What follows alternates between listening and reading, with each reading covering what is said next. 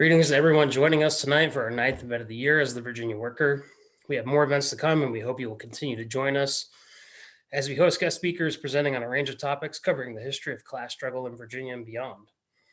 Our goal as the Virginia Worker is to build a distinctly pro-worker and independent ideological pole of attraction for the Virginia working class, which otherwise does not exist. We're comprised of groups across the state who emphasize organizing workers independently from the capitalist parties. And, our website is meant to popularize the struggles, campaigns, reports, and debate across the state affecting Virginia workers. We welcome all contributions that fall in line with our mission statement, which you can find at thevirginianworker.com. Now on to tonight's presenter. Douglas Egerton has taught history at Lemoyne College since 1987. He has also held visiting appointments at Colgate University, Cornell University, and the University of Dublin. He is the author of 8 books, including the Lincoln Prize co-winner, Thunder at the Gates, The Black Civil War Regiments That Redeemed America, Heirs of an Honored Name, The Decline of the Adams Family and the Rise of Modern America, He Shall Go Out Free, The Lives of Denmark Vesey, The Wars of Reconstruction, The Brief Violent History of America's Most Progressive Era, Year of Meteors, Stephen Douglas, Abraham Lincoln, and the Election That Brought on the Civil War, and Gabriel's Rebellion, the Virginia Slave Conspiracies of 1800 and 1802, as well as Death or Liberty, African Americans in Revolutionary America. He is currently writing a biography on abolitionist soldier and feminist poet Thomas Higginson. He lives near Syracuse, New York, with his wife, historian Lee Fout. So before we get into the presentation, just want to go over the format of the event tonight. After Douglas presents on the book, we're going to open up the floor for questions. So if you have a question, please type it in the chat box and we'll read them as they come in. And without further ado, we'll pass it off to Doug here.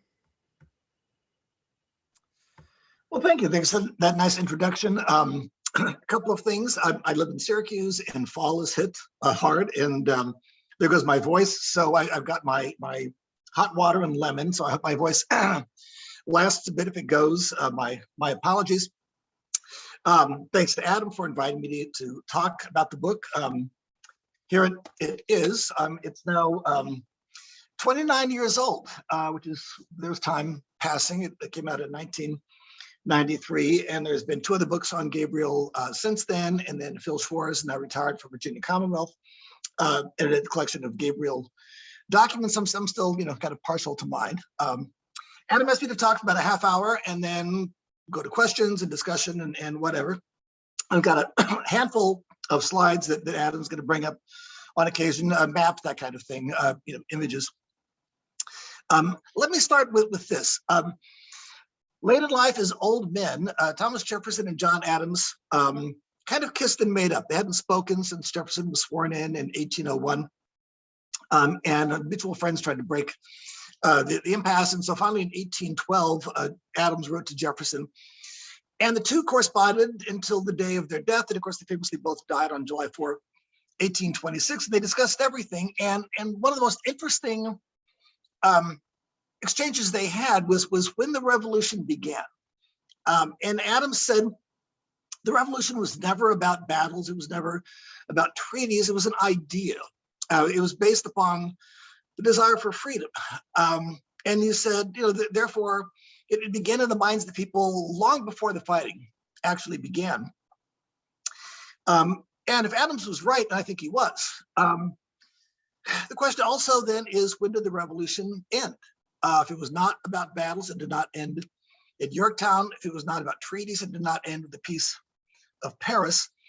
And if Adams was right and the revolution was about an idea, it was about freedom, the question then becomes, when was that promise fulfilled? Because it certainly wasn't in the lifetime of Thomas Jefferson and John Adams. On the day that Jefferson wrote those words, we hold these truths to be self-evident. 37% of Virginians were Black and enslaved, a handful of Africans, mostly African Americans. Many were many generation African Americans. The Black population in the US at the time was 1 in 5, 20%. America was Blacker in 1800 than it is now. And one of the slaves born that year, 1776, in Virginia on the Brookfield plantation, about 6 miles outside of Richmond, now of course in the suburbs, was a boy known only as Gabriel. For many Americans, the revolution did not end in 1783 because the promise was not fulfilled. Daniel Shays in Massachusetts, a white veteran, fought on. The houses were being repossessed, the farms were being repossessed. As far as he was concerned, the revolution was not over until the promise was fulfilled. I think in many ways, the best sign the revolution finally was over was in 1800. And that was the year that white Virginians, many of them veterans and patriots, hanged men who wanted freedom and compared themselves in court hearings to George Washington and said things like, I have nothing more to say than what Washington would have said had he been taken captive and hanged for his country. Adam, can you briefly show the second slide here? So if you are from the Richmond area, let's go on to the second one. If we can. That, of course, is an old painting of Richmond. There we go. So he was born outside of Richmond on the Brookfield plantation. And for those of you who are actually in Richmond and know the area, you probably know this area. You've been by it. So you see so my screen works too. So here is Chamberlain Road right here, and this third road in is Brookfield. Brookfield also continues down here. There's a map of the plantation that says things like from this rock, and this tree. So basically, this was the area around here. It was a tobacco and wheat plantation. Then, like now, people have their houses insured. And so in 1806, the current master of the estate, Thomas Henry Prosser, or Thomas Prosser Jr., had this map drawn up basically of what the house looked like. So it was kind of a large farmhouse. It wasn't one of these kind of giant Monticello-like plantations. And of course, there'd be no reason to insure the outbuildings where the slaves lived. There was no reason to insure the blacksmith shop where Gabriel worked as an enslaved blacksmith. Of course, blacksmith shops, like old kitchens, just burn down all the time anyway. About 200 acres, so it was a pretty big estate. And in 1783, when the war ends, Virginia did a massive census. It's the only time in Virginia history the census names slaves by name. Normally, it just says 12 above the age of 14, that kind of thing. This time, it actually has them by name, and there is 7-year-old Gabriel, and unfortunately, they appear to be listed by age and not by family groupings. Solomon is close by. Martin, who is probably his half-brother, much older, is up above. There's no telling who the parents were. They certainly were Black Virginians, not Africans. The boys all had biblical or religious names: Martin, Solomon, Gabriel. So most likely the parents were Black Baptists. And so lived on this estate. Close enough to get into Richmond, but in those days, of course, still kind of on the outskirts of. And okay, you can take that down if you want. When the war was over, there were 53 enslaved people living on the estate. That it was the third largest estate in Henrico County. So by Virginia standards, this was a pretty big operation. By Mississippi standards, not so much. By Virginia, it was a pretty big estate. Again, we know almost nothing about Gabriel's family, but we can kind of extrapolate a lot from the data we do have. Gabriel and his brother Solomon are both blacksmiths. And so therefore, the best guess is that Gabriel's father was a blacksmith. Slaves, of course, were not allowed to acquire property beyond the odd table or chair or blanket. One thing they could do, though, was pass on a somewhat better and more privileged position to their children. So women who were house domestics often had their daughters trained as kind of apprentice domestics. And so probably the best guess is that Gabriel's father was a blacksmith. And so that's why he and Solomon did that job, and therefore got out of the wheat and tobacco fields. If you've been to the big Virginia states, Monticello, Mount Vernon, they're like medieval villages. You have an enslaved bootmaker, you have an enslaved blacksmith. It's almost kind of very self-contained. And so it's going to sound odd, but in the slave hierarchy, Gabriel is pretty high up. He was literate. Virginia never actually flatly banned slave literacy. They certainly didn't like it. Only 4 states did. Virginia was not one of them. And every owner of the state, when he left, had to kind of give orders to somebody. So it's not surprising that Gabriel and probably his father were literate. How literate he was reading a newspaper at shore, but he actually could read and quite possibly could write. He was born the same year as the man who would own him in 1800, and that was the son of Thomas Prosser Sr. That's the guy who insured the house, Thomas Henry Prosser Jr., who was named after family friend and attorney Patrick Henry. I'll show you a slide in a minute of one of the depositions, but it's quite positive that Gabriel actually had laid eyes on Patrick Henry, and so kind of knew about this "give me liberty, give me death," kind of promise. Because Gabriel was born on the estate and not sold or resold. One of the handful of slaves who actually knew his birth date. He knew he was born in 1776. We don't know, what day or month. Quite possibly, he did. Even Frederick Douglass was off by a year when it came to how old he was, and Gabriel actually knew. He grew into a giant of a man. He was 6'2", 6'3", and that's a day in which, a man who is, 5'7", 5'8" is average height, given lack of antibiotics and that kind of thing. So he's really, really big guy. And of course, by the time he's executed, he's worked probably about 10 years in a blacksmith shop, and so had, that kind of build. There's a description of him as he's on the run, given by the man who owned him. It said he had a long bony face, well made. He was missing 2 front teeth and had 2 or 3 scars on his head. And given his size and given his value to the estate, I would certainly guess that the scars on his face were not given to him by his owner or an overseer, but kind of establishing his dominant position as sort of the alpha male in the quarters. He was too big, he was too valuable, and so I would guess that was not plantation discipline. There is no reliable image of Gabriel, of course, way before photographs, and there's no reliable drawing of him the way there is of Nat Turner. I try to dissuade my students from using Google Images. If you go and look at a picture on Google Images of Denmark Vesey, they're almost all Frederick Douglass. So there are pictures that purport to be Gabriel on Google Images, but they're not. The clothing is all wrong. Again, he's a man of the Revolution, so he would wear a blacksmith's leather apron, probably on occasion knee breeches, not kind of long trousers. And a key point to bear in mind is that he grew up in a period of rapid change. Again, he's born in the Revolution. He's 7 when the fighting is over. And because of that, the state is imposing all kinds of changes, going way back to 1705, when Virginia first kind of codified slave law. The law was, even if you wished to, you could not free a slave without getting express written permission from the colonial governor. Banning basically private manumissions. So in 1782, as the revolution was winding down, state of Virginia repealed that law. And so you could free your slaves if you wish to in your will or simply outright. The caveat is that you could not be in debt because, of course, you'd be liberating your debt. And most Virginia planters just lived in debt all the time.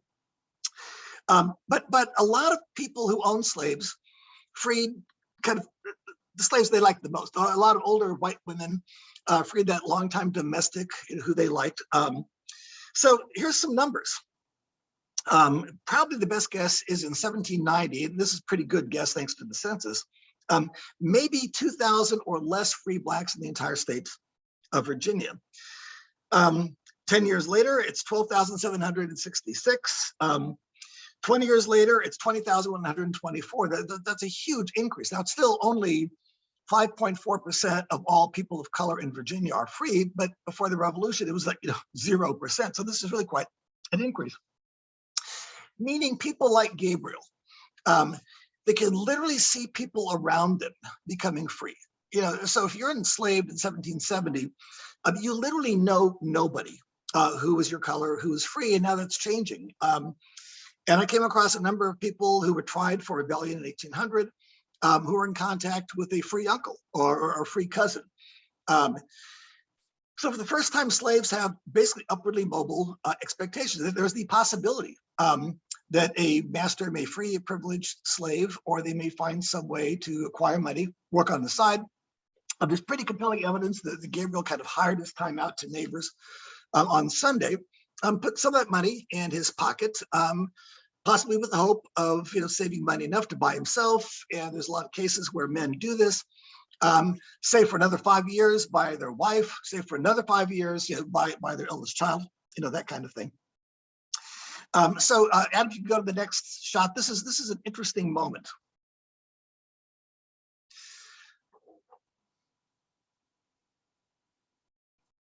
If we can. While Adam is bringing that up, I'll tell you what it is. There we go. Yes. So what was happening here is that a lot of Virginia reformers, white reformers, were advancing ideas for some kind of gradual emancipation. Jefferson, of course, famously did, although Jefferson combined his idea with forced colonization. You become free, you have to leave the country. And of course, northern states, which had a far smaller slave population, were in fact passing laws for gradual emancipation. One thing to keep in mind is how much these guys knew each other. 55 men meet in Philadelphia and write the Constitution. And these are, as the historian, Joseph Ellis said, founding brothers. So here was a Virginian, although actually he was born in Bermuda, but taught law at William and Mary. So he's not just some guy. He's the major legal mind in Virginia and law professor. Started writing to friends in the North and said, basically, send me examples of what kind of laws you passed to get rid of slavery. And in 1780, even before the war was over, Pennsylvania passed a law for gradual emancipation. And the way it worked is that if you're born after the law, upon the age of 26, you become free. If you're born before the law, you're not covered. So they're freeing yet unborn people. They're not actually kind of liberating capital. And so Tucker took this plan, and then here's the original pamphlet. Made it applicable for Virginia because, again, Pennsylvania did have slavery. It's 4%. Black, and almost all the slaves in Pennsylvania lived in Philadelphia. That, of course, is not the case in Virginia. So Tucker writes this, and it's a 96-page plan. You can find it online, but it's still actually in print, of all strange things. It's incredibly detailed, incredibly precise. So the way it works is, once the state of Virginia passes this idea, it actually gives a proposal, to the state assembly. Once they pass it, any woman born after the laws passed, upon the age of becoming 21, is freed. Her husband doesn't, but she becomes free. Then any child that she has, regardless of gender, then becomes free at the age of 21. He's very precise what kind of blanket they get. He makes it very clear, unlike Jefferson's plan, he has no intention of colonizing what is essentially Virginia's working class, to West Africa. No master is going to liberate the slave if they then disappear. He says, the earth will not want cultivators. We will have people here working. So it's an incredibly precise plan, and he dumps it on the lap of Virginia Assembly, and he sends it to two important Virginians asking for them to support the plan publicly, James Madison and Thomas Jefferson. Jefferson, of course, had just been elected vice president. He was on the rise. Kind of a blurb, from Jefferson would have meant a great deal, and instead Jefferson chose to quibble. Jefferson always said, well, it'd be great to have emancipation. He chose instead to quibble. He said, well, under this plan, wives will become free and husbands will not. Children will become free and parents will not. Well, first of all, that was the case in New York. When New York passed the law based on the Pennsylvania plan, they made it 28 for men and 26 for women. And some people became free at different times. Plus, what parent does not want to see their child become free if it means they remain enslaved? Think about it this way. Had the law been passed, say, 1798, Gabriel's wife, already of course born, would not have become free, but then any child she bore after that would become free, really by the 1830s, which for Gabriel would be 42, 43. So this is an incredibly workable plan. And again, it's so workable because it is so conservative. It's so careful. It's not liquidating capital. Slaves are really expensive. So what Tucker's plan does is to liberate slaves not yet born, not even yet conceived. So this was really a chance for Virginia and these great legal minds of the revolutionary generation, Washington, Jefferson, Madison, Monroe. And so the Virginia Assembly simply tables it without any kind of debate. And you can take the picture down, I guess. Without any kind of debate, they simply table it. And I remind my students, this is a real moment in time. We all know that old phrase, actions have consequences. Failure has consequences as well. If Nat Turner, born in 1800, had been born after this plan, he would have remained a slave, but his wife would not have, his children would not have. Arguably, the whites who die in 1831 would not die. Virginia, of course, had a lower percentage of slaves than say, South Carolina, which is 61% Black. But numerically, it had more slaves than any other state in the country. It became the big feeder of young men, especially to the lower South, the fresh lands of Alabama, Mississippi, later on East Texas. Had Virginia passed this law in, say, 1798, no Virginia secession, no internal slave trade. When New York passed its law for gradual emancipation, they recognized the obvious flaw. If a young man's going to become free at the age of 28, his owner will simply sell him to Delaware when he's 21. So New York then passed a law saying, no, you can't sell anyone outside the state. Had Virginia done something like that, there would have been no massive internal slave trade. Historian Stephen DeLay estimates between the American Revolution and the Civil War, 1 million Black Americans were sold, resold, sold yet again from the Chesapeake area down to fresh lands of the lower South. No Virginia secession. If there's a Civil War, it'd be South Carolina, kind of on its own. By not acting in 1795, 96, 98, these men not only doomed Virginia to remain a slave country, they doomed their grandsons to die in Gettysburg and Antietam and in places like that. 750,000 young Americans died in the American Civil War because the founding generation, for all of their brilliance, when courage was really needed, lost all of their courage. So at this point, again, the number of slaves becoming free in Virginia slows. And the word gets out, and again, Gabriel's living right outside of Richmond, and probably many Sundays he goes into town, either to share a tankard of grog, which is ale and cold water, or try to get some work on the docks, employ his skill. They know what's happening, they know what's not happening. So by this point, people like Gabriel realize he's in his early 20s. If he's going to become free, it's not going to be because of white generosity. He's going to have to sharpen a sword, and they start to do so. There's an incident in 1799. Several friends are stealing a neighbor's pig. They're trying to put some protein on the table for their families. And the neighbor catches them and is yelling at them. And instead of playing the slave game, looking down, apologizing, yes, massa, he throws the neighbor to the ground and beats him up and bites off part of his left ear, which shows you how aggressive Gabriel was.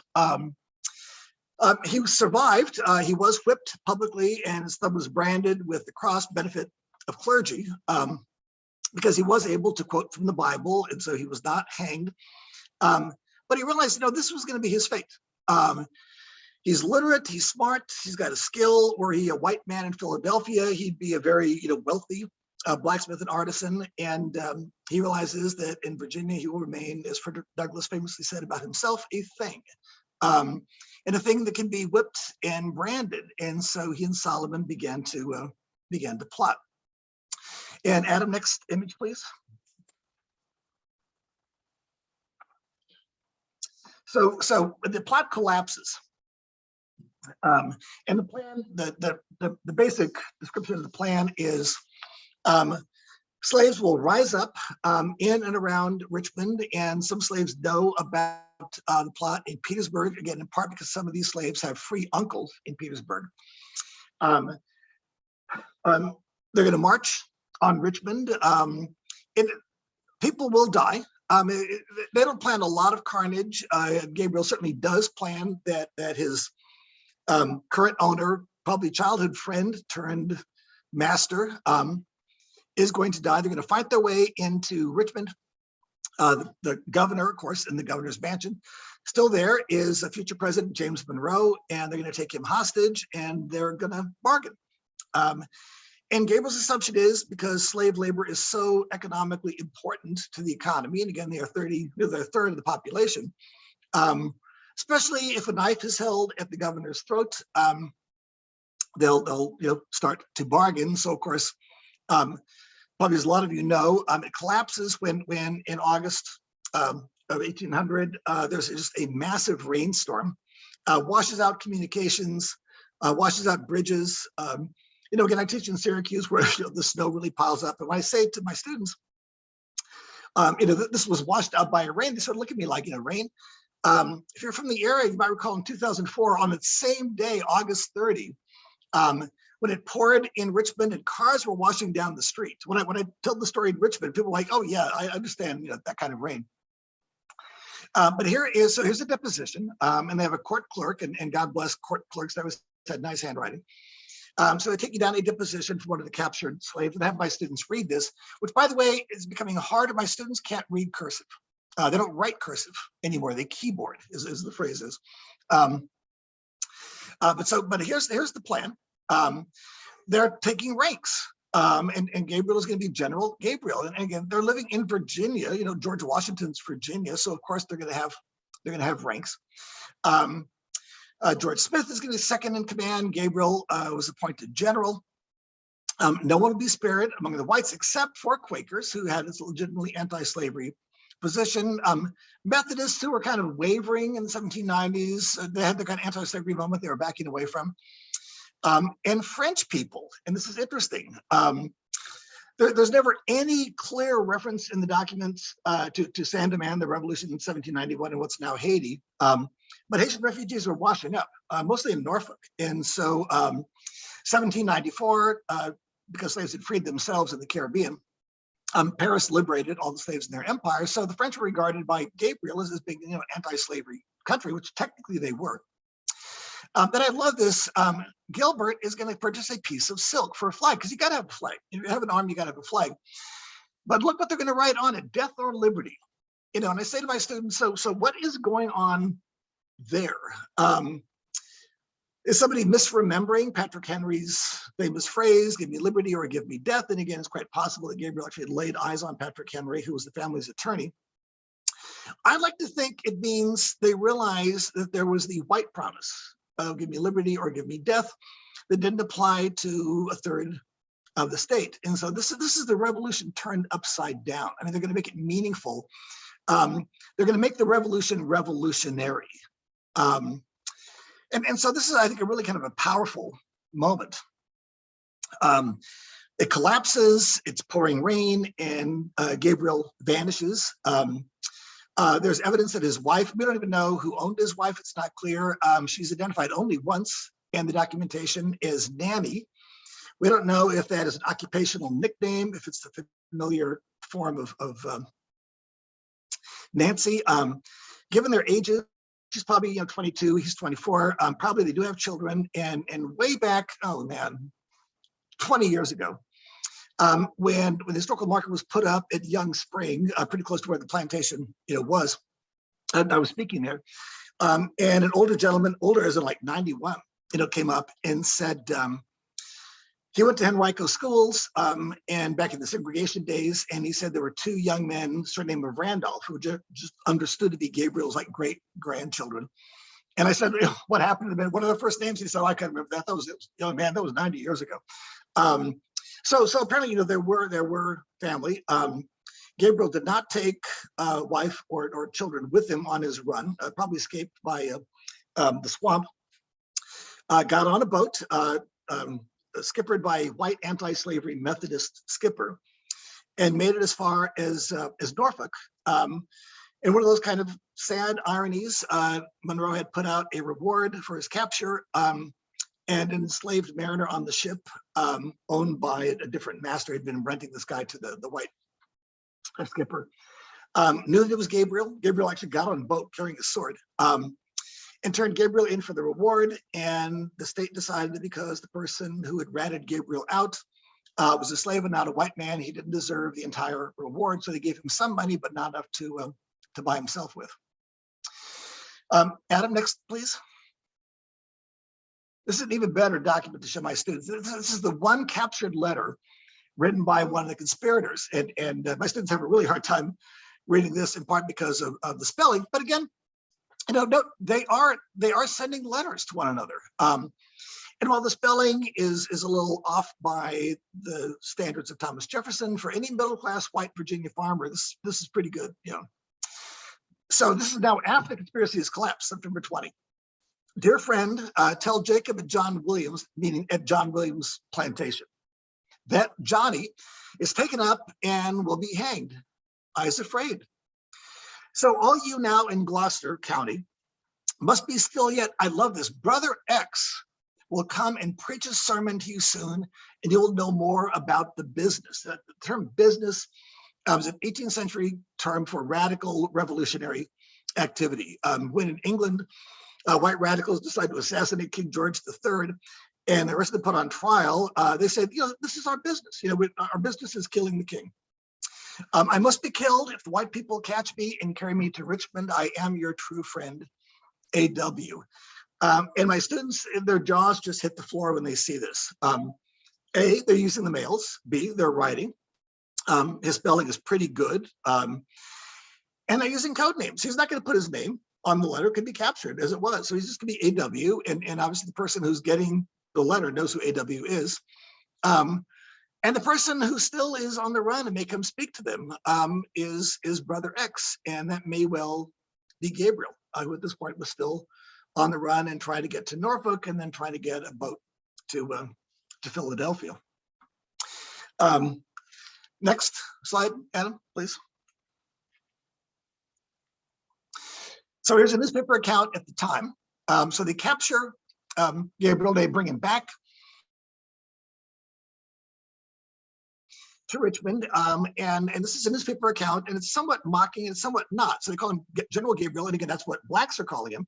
So there's a certain amount of snide attitude here among the white editors. It says he's going to have a disagreeable interview with governor, which actually never happens. Monroe's young boy was dying at the time, and actually died the next day, and so Monroe and Gabriel never met. But here's the part I find fascinating. The general is said to have manifested the utmost composure and with the true spirit of heroism, seems willing to resign his high office and even his life rather than gratify the officious inquiries of the governor. And it's actually also the case with Denmark Vesey, where whites are just hoping at the last minute he'll fall on his knees and beg for mercy, and he's just not going to do that.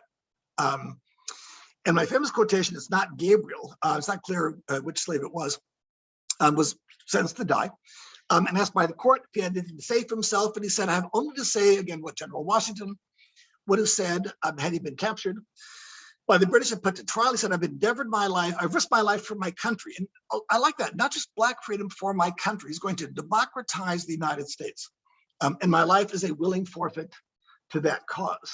So I mean, imagine here are black revolutionaries, really twisting, the kind of rhetorical knife, in saying to their white captors, we're actually just like George Washington. We're so despite the kind of snide, here's General Gabriel, they have to admit, they're expecting him to beg, but instead he shows the utmost composure and the true spirit of heroism. And the mayor of Charleston grudgingly says the same thing about Denmark Vesey in 1822. Next slide, please. So 27 men altogether are hanged, various places. One actually dies in captivity on a boat coming back. He allegedly hangs himself, I would guess like Stephen Biko in South Africa. He had some help. Some of the slaves are actually hanged out near the plantation. Usually in the 18th to 19th century, when a slave was going to be hanged for this kind of behavior, owners actually literally herd entire plantation populations to the gallows to watch. You know, this is an object lesson. This is what's going to happen to you if you engage in this kind of behavior. So they're not hanged all together. They're not hanged all in the same place. But Gabriel is hanged right here in Richmond, and kind of behind the trees. And here's an older map. It says the burial ground for Negroes. So they're not going to give his body back to his wife. And of course, this is convenient. The gallows are there. You hang them and just kind of drop them in the ground and cover it up and walk away. And they would have hanged more than 27. But Virginia, unlike South Carolina, if they confiscated your property, human or otherwise, land, mules, they had to pay for it. And so they had an assessor come in and look at Gabriel, and people like him and say, well, big, literate, blacksmith, $500, which is a lot of money at the time. So finally, the treasurer writes to Monroe and says, you got to stop hanging people. We literally are going bankrupt. The state simply can't afford to hang any more people. So they take some of his followers and sell them to a slave trader who sells them into Spanish New Orleans, and they use that money to kick it back to the owners. And Prosser himself doesn't stay around very long. By 1811, he's taken this cash and moved to Alabama, where he dies. So he actually sells Brookfield when he's still a fairly young man and kind of just gets out of Virginia. And the last slide, please. So probably if you're from the area, you've seen this. So here is what was the burial ground for Negroes. And there's a sign up, of course, saying this is where the execution took place. And the historian Phil Schwartz and I had a hand in writing this. And I will say, Virginia actually has a real careful process for putting up historical markers. I live here in New York. If you want to pay for one, you can have it to say anything you want.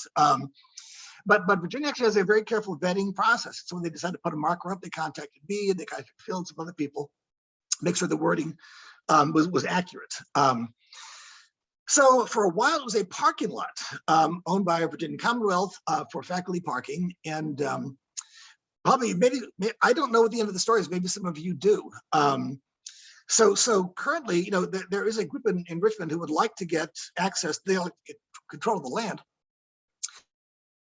And when VCU owned it, their position was, yeah, we're happy to sell it, but we paid like $2 million for it. So, you have to give us some cash, which the group, I was in contact with them, just didn't have that kind of money.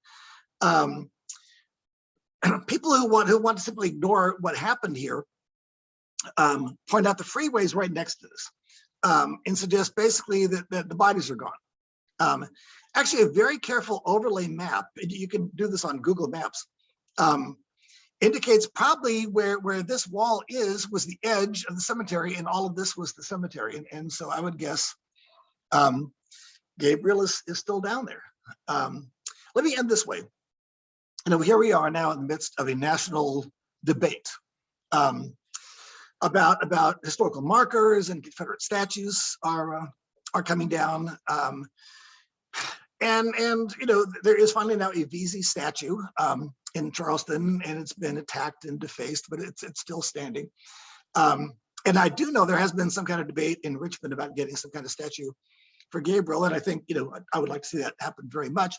In some ways, though, I think that this ugly piece of land is also a monument of a kind. Imagine if there's probably 40, 50 bodies down there, not just Gabriel's guys. Imagine if these were white revolutionary patriots buried under a parking lot. The state of Virginia would have this memorialized, in 4 seconds. They would buy it, they'd put down some nice grass, they'd put up some more trees, big signs. And the fact that the state, kind of really wishes this to go away, I think makes it a kind of very sad monument of a kind. I would love to see it changed. Years ago in New York, when they were digging, and they came across a burial ground for enslaved people in New York. And what the bones told scientists was just so illuminating. And then the bodies, of course, were all reburied with proper ceremony and markings. And certainly, that, if I had my wish, I'd like to see that happen here as well. Quite possibly, they might even know which, if there still are bodies down there, which one is Gabriel. He's 6'3" and he's got a broken neck. And in that way, we can go to a discussion, questions, whatever, wherever you want to go with this. So I can get my voice back. Yeah, so thank you so much for that presentation on this important history. And just to remind folks, if you have any questions for Doug here, type them in the chat box and we'll read them off as they come in. So yeah, feel free to start sending in questions. All right, we already got one here from Nick. He's asking, do you feel this is just an interesting chapter of history, or do you feel there is a lesson to be learned from Gabriel? If so, what is the lesson? Yeah, no, I think, again, as both the conspiracy and also the Tucker plan, it reminds us that there's real turning points in history. And I find, again, I have sophomores in college, my U.S. survey class, and their assumption is kind of unthinkingly is the past was always carved in stone. It was going to be the way that it turned out. You ask them, does President Biden have options when it comes to Ukraine? That that they understand. But they have a hard time kind of grasping the concept that people in the past had options too. And so, this is a real, I think, story of the revolution.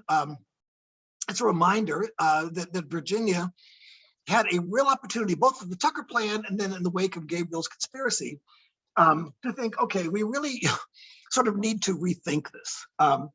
And they choose not to.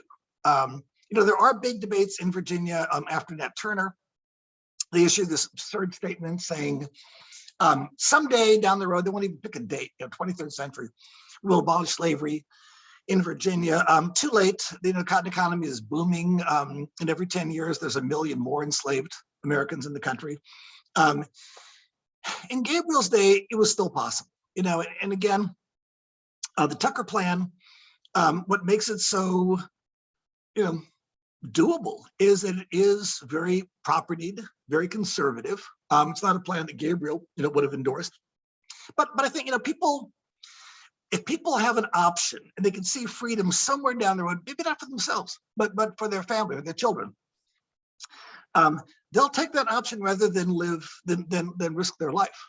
And again, the Tucker plan been passed, Gabriel would have died a slave, but by the age of 43, he would have had free children. And if he lived to be my age, he would have free grandchildren. Would there still be, racism in Virginia? Would there still be, and Tucker plan, by the way, is very, very clear. Freed slaves are not going to carry guns, they're not going to be voters, they're going to be this kind of agricultural proletariat. But Virginia has this moment and they walk away. And then even after Gabriel, they debate again in the assembly, what should we do? And finally, the plan is, well, instead of like hanging slaves, we'll ship them to West Africa. Well, that's not really a plan either. So it's both, I think, a very dramatic story, but it reminds us that these people who are known today for their brilliance, and again, Jefferson, no doubt about it, he had a genius level IQ. Spends his entire life whining about how slavery is wrong, it's a violation of American ideals. And here is a real turning point opportunity. The cotton gin is only 7 years before 1793, so the cotton economy is not just, hasn't exploded yet. Slaves can do more than simply harvest cotton, but cotton is a perfect crop for slaves. Not as high sugar cane, you have to give slaves machetes to harvest it. By the Civil War, there's 4 million enslaved Americans in Virginia and the Lower South. And so this was the real chance to do something, which is not only, the just and right thing to do, but would have, spared a lot of lives, black and white, down the road. And these genius founding fathers just kind of walked away from it. So, so for me, it is a turning point and not a good one in Virginia history and in American history. Thanks for that answer. We have Mike asking, for decades in the left, there have been quote unquote history wars over the significance of the American Revolution. Yeah. Is it a liberal democratic revolution that was merely incomplete, or was it a counter revolution by slave owners to maintain and explain slavery? You've already touched on this, but how can Gabriel's rebellion inform this discussion? Yeah, that's a great question. I spent like another 45 minutes discussing that. So yeah, I just really quickly, kind of parameters are, the historian Gordon Wood, now retired from Brown University, wrote a book 20 years ago called The Radicalism of the American Revolution, in which he said, no, this really was a radical moment. It was a dramatic break, separation of church and state, and walking away from the idea of a top-down monarchical kind of society. When it came to women's rights in slavery, he said, well, the ideology of the revolution laid the basis for the 1830s anti-slavery movement. Well, yeah, I guess. So actually, I play kind of a nasty trick on my students. I no longer do any students class on the American Revolution, so I give this lecture, which I can kind of summarize, Gordon's book, and talk about his categories. Some of them are undeniably radical: separation of church and state, the elimination of a hereditary aristocracy, and then I say, is there hanging Gabriel? Would he agree with Professor Wood that this was a radical moment? And I get it. Tom Paine famously said, "We have the power to begin the world anew." Well, beginning the world anew is kind of a tough thing to do. But I grew up in Arizona, and I was in high school in the 1970s. And the way we discussed slavery was, 1830s, there's cotton, there's really no garrison. It's a sort of a small thing. Again, in Jefferson's world, it is a third of the state of Virginia. His earliest memory is being passed up onto a carriage on a pillow by an enslaved mammy. And of course, when he dies, he's buried in a coffin built by an enslaved carpenter. Despite what I was told when I was, 11 in Arizona, slavery is not a small part of the American moment. So I can't get on the idea that the revolution was in fact revolutionary, because it wasn't just one group that was left out. It was incredibly bad news for Native Americans. Women at best kind of moved sideways. I mean, some of the states had kind of legal reform of a kind, but it really didn't touch the one really contradictory factor in American ideology, that this is a country based on the consent of the governed, when on a national average, 20% of Americans are enslaved when the war is over. And one quick story. So when Jefferson goes to Philadelphia, the Continental Congress, and he's tasked with writing the Declaration, he doesn't want to bring one of his own slaves with him because he doesn't want his slaves tainted by, seeing actually people of color who are free in Pennsylvania. And again, it's mostly white. So he rents a slave named Richard from a neighbor and brings Richard with him as a kind of a domestic slave.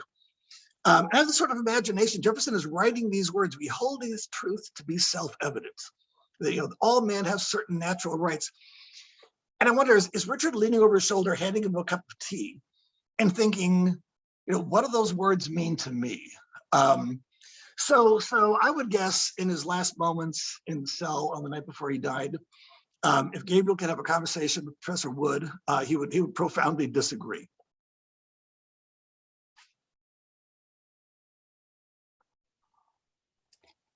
Great, thank you for sharing that. We got a question here from Brian. He says, you mentioned new works on Gabriel. In the intervening 20 years since this book has been published, has there been any new pieces of evidence or perspectives that you believe would have been adequate inclusions in your book? There's no new evidence. I mean, the documents on Gabriel are pretty limited, even by comparison to Denmark Vesey and Nat Turner.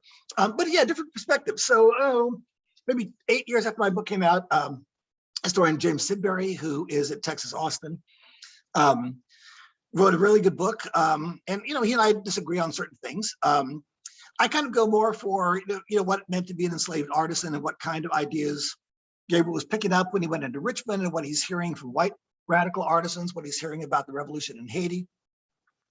I think the documentation does not support the idea, which is a very old idea, that Gabriel was a real evangelical. I mean, clearly, he knows his Bible. It saves his life when he bites the neighbor.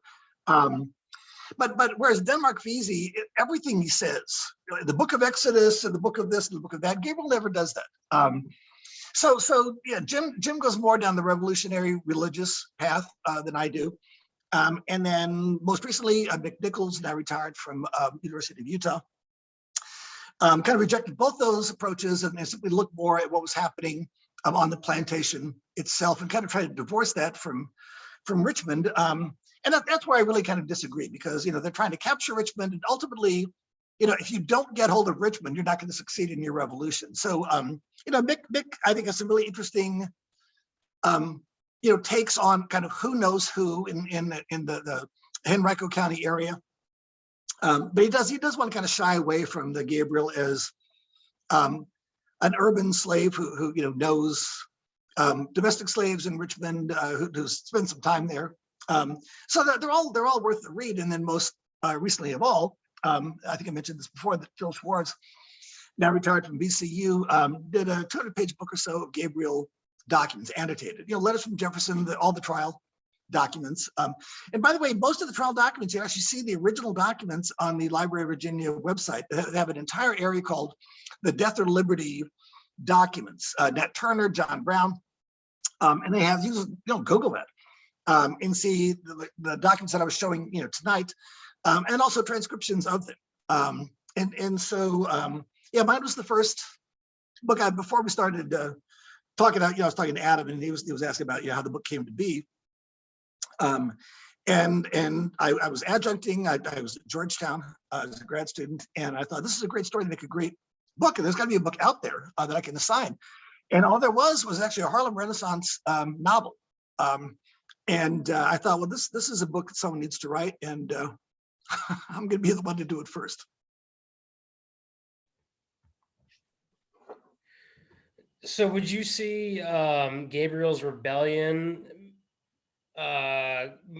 with more affinity towards like John Brown's Raid, or with Nat Turner's Rebellion, or is he sort of the bridge between the two? I think actually he's actually, I think, kind of the last of the revolutionary generation, and I think he has more in common with people like Daniel Chase in Massachusetts than he does with Nat Turner.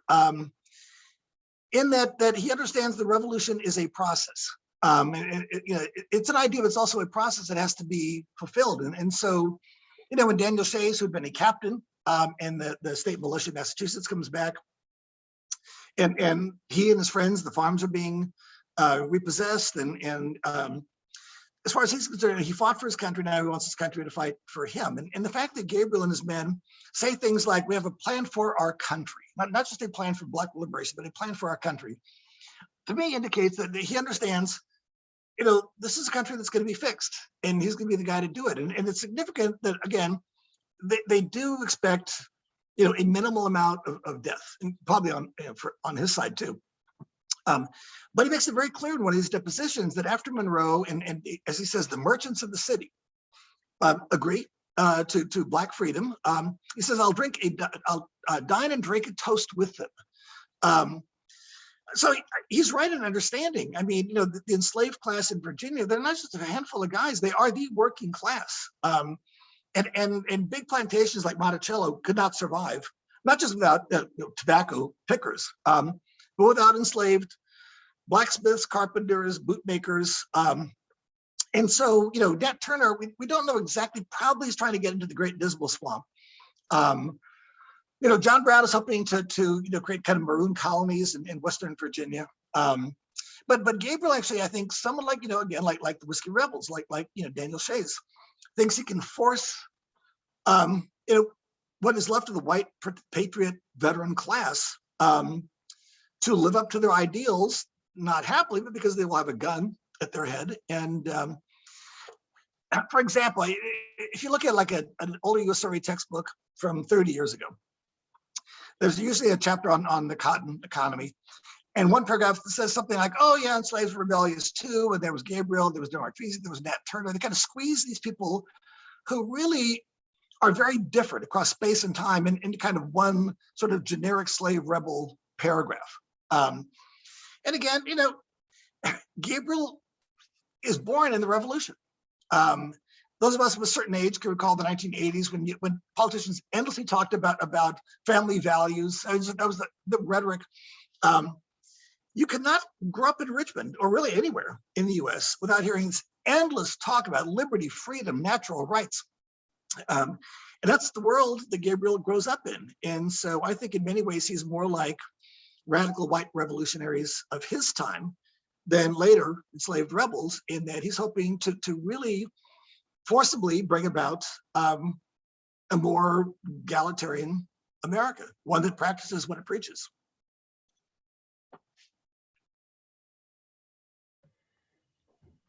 Thank you for that answer. Mike is asking, race and class intersect in some surprising ways in the rebellion, with the white skipper initially offering help, with Gabriel interacting with other artisans, and with, if I'm not mistaken, 2 Frenchmen involved. Was there any hope at interracial solidarity in the early 1800s? Yeah, I think there was, and I think there was a hope of racial solidarity. There are white guys, working class, you know, unskilled white guys. They appear in depositions only by their first name, who say things like, well, I'll get involved with this money, you know, so they're going to be like mercenaries. But there's very compelling evidence that there are 2 guys who came with Rochambeau and stay in Virginia. A bunch of French guys just do stay in Virginia when the war is over. They have nothing to go back to. And, you know, why go back to, you know, pre-revolutionary France anyway? And you know, again, when Gabriel goes into Richmond, you know, on Sundays to you know, get a job or work on the docks, there's all these waterfront taverns, and they're always being raided by you know, sort of local night patrol. And inside these taverns, people are being kind of taken into custody, are free Black mariners, white sailors, Irish, you know, women who are working as domestics. A few of the slaves they're described as wives. They're not obviously legally. And so, you know, I think there is a real class element here. And I think actually what kind of makes it a problem for Gabriel is that he's not seeing Virginia out there in the countryside. He's not seeing Jefferson's Virginia. He's seeing urban Virginia, where you know, radical white artisans. When this actually is in Norfolk, but when Louis XVI is guillotined, there's this famous case. This white mariner gets up on a table in Norfolk and says, you know, death to the monarchy, death to the white people. You know, it's probably Irish. No one's told him yet that he's not white. So I think there is kind of that element to it. So when you know, you go to one of these waterfront taverns and you share a tankard of ale, you know, are they talking revolution? You know, probably not. You know, they're probably singing, you know, mariner songs, but they're actually getting together with people of a different color of the same class, basically. I would guess that when Gabriel hires his time, there's no hard evidence on this, but when he hires his time, he's hiring this time to white artisans. You are a blacksmith or a carpenter. You suddenly get a job to fix a carriage, and you simply have one apprentice. You need more help. And there's a guy like Gabriel you can rent from his master. You know, on Sunday, Gabriel gets part of the money. Project gets part of the money. Does Gabriel know that guy's free and white? Yeah, of course. You know, but is there a conversation across you know, the table? Does a tankard of ale come out at 3 o'clock in the afternoon? So I think there is this kind of camaraderie in Richmond that probably you would not find on the Virginia countryside. That's kind of really not where Gabriel is. So I think one of his mistakes is thinking that Richmond is Virginia, and it's not. That's a great question. So would you say that, you know, because of the development of capitalism in Virginia and the U.S. at the time, bringing slaves off plantations and into an urban environment, becoming skilled laborers, is that a contributing factor as to why someone like Gabriel Yeah. emerges to do this versus say in the, at the plantation system? No, absolutely. And this is this kind of big endless debate among historians, especially about cotton slavery. Is cotton slavery kind of strange variety of Atlantic capitalism? Is it kind of almost sort of neo-feudalism, its own kind of strange thing? There is no doubt, though, that urban slavery has all kinds of what we would clearly, what Adam Smith would clearly define as capitalism. And so again, you are a white carpenter. Suddenly, you got this big contract. You got to build some guy's house. So you need to hire, a handful of enslaved carpenters. Bear in mind that Gabriel and Solomon can fix basically everything on the plantation. They do the hogshead barrels. They fix the wagons. They could go work in the fields, but that's a waste of a useful skill. These guys spent a lot of time learning. So for Prosser, it just makes sense. Yeah, rent them out to a nearby farm that doesn't have a nearby blacksmith. He gets 60%, Gabriel gets 40%, but that's his incentive. And there's a lot of stories that one could find where slaves say things like, I made a quarter selling peaches that I picked. And now I realized I can make even more selling peaches. And of course, it's not just money for it. They don't want to buy a fur sink, right? They want to buy themselves. They want to buy a bonnet for their wife without having to go cap in hand to the big house and beg. They want to buy a pair of shoes for their son. Put some protein on the table, buy something in town and buy a little ale, to kind of kill the pain of life. And so, the hiring out is mostly an urban phenomenon. And I think it's no accident that in slave rebellions across the Americas, not just in the US, but in the Caribbean, in Brazil, rebel leaders are never field hands. They're skilled artisans. These guys, not a single one of them, works the rice fields. They're all carpenters, blacksmiths, cordwainers, sail makers. When they first start making money as a slave, again, they're making a small amount of money. And that seems great at the time because they've never had a penny in their pocket before. And then the light bulb goes on. They're doing the work. Why does the white guy who owned them get 60 cents on the dollar for kind of renting them out? The much quotable Frederick Douglass, my wife is a Douglass scholar, so everything I know about Douglass I know from her, famously said, give a slave a good master, wants a better one.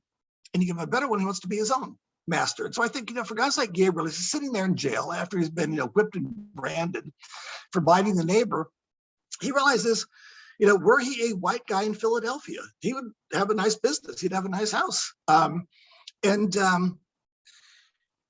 It's class, race, and slavery that's holding him down. And so I think there clearly is, for urban rebels, a real kind of capitalist element. Thanks for that, Doug. Well, without any further questions, we'll go ahead and wrap this up. Before I do, just wanted to let folks know if you want to stay up to date on our latest events, reports, stories going on our website, you can sign up on our email list that I'm linking to in the chat right now. Our next event is actually going to be on October 30th. 3 p.m. Eastern Standard Time. It's going to be in person at the Virginia Tech campus. If you'd like to attend in person, it's going to be with the Wildcat Collective, who emerged out of the late 70s, out of the German left movement then. From the beginning, Wildcat took a completely different position than most of the left there. They concerned themselves with the analysis of class society. For them, analysis means, above all, examining the conditions of exploitation and struggle in capitalist industries.